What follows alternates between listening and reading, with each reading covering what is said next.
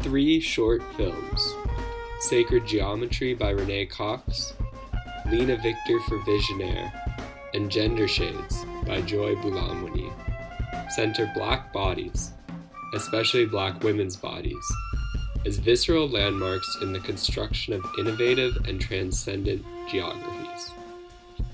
2 paintings, Through Deaf Slave's Eyes by Fred Beam and Living Out Loud by Yusuf Yahya, draw trails between the deaf and Black diasporas, centralizing geography through bodies and their physical communication. Begin with Renee Cox's piece, Sacred Geometry.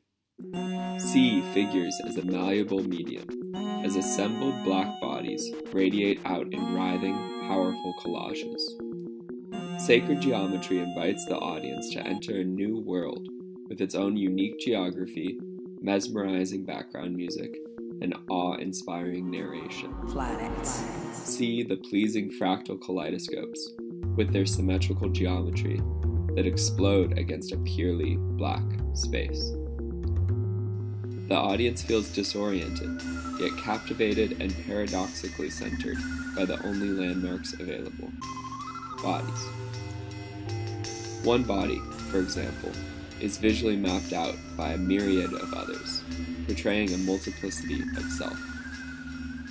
Sacred Geometry allows the viewer to imagine a space outside of the nation, outside of the law, where body and unapologetic presence is power.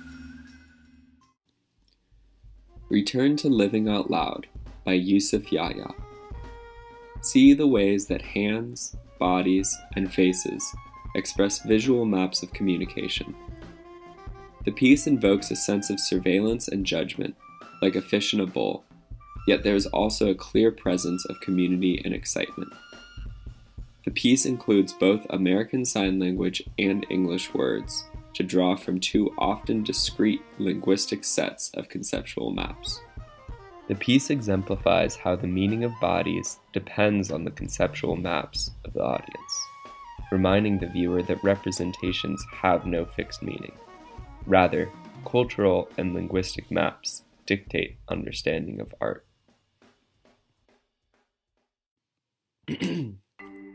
Compare with Gender Shades, a video essay by Joy Bulamwini about her academic thesis. An authoritative narration underlines the entire piece, centering the narrator, a Black woman, as the cartographer. Through exploring the poetry of code, Gender Shades imagines space for bodies inside the digital realm, particularly in relation to the law. See the political representatives' faces and the legal connotations of digital surveillance. Gender Shades reminds the audience that bodies are situated within a legal context, and that the digital maps that quantify bodies are malleable instruments that can be interrogated and manipulated. The radiating matrices of faces visually lend the audience a map of the digitalization of bodies. The film portrays Black women's bodies as containing a nearly mystical refusal of legal quantification, analysis, or surveillance, and therefore act as landmarks for the construction of a map that defies the rule of law. Now see Through Deaf Slave's Eyes by Fred Beam. The visual depiction of the flag and chains transports the audience to a geography that exists with reference to the law. The transparent, faded quality of the image creates a sense of reverence, as if the piece is an ancient map rediscovered. The way that the man's body fades into the flag and chains creatively entangles body and nation. The piece calls the viewer to recognize that just as the geographies of the state are constructed by bodies, bodies themselves are geographies bounded by the intersections of the law. Lena Victor's Visionaire allows the audience to envision sacred space and a futuristic geography.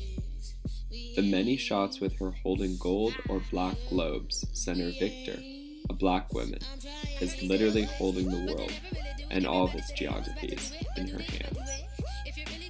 Gold brings to mind wealth under capitalistic rule, yet Visionaire also calls the audience to create threads of diasporic conductivity from gold to the African continent, ancient Kemet or Egypt, and colonialism. Victor coats her body in the powerful element, connecting its power as a rare mineral derived only from intense cosmological forces to her own power as the dominating landmark in the film's geography. Now, with the radiating power of sacred bodies, the audience must fabricate their own visionary map of the world.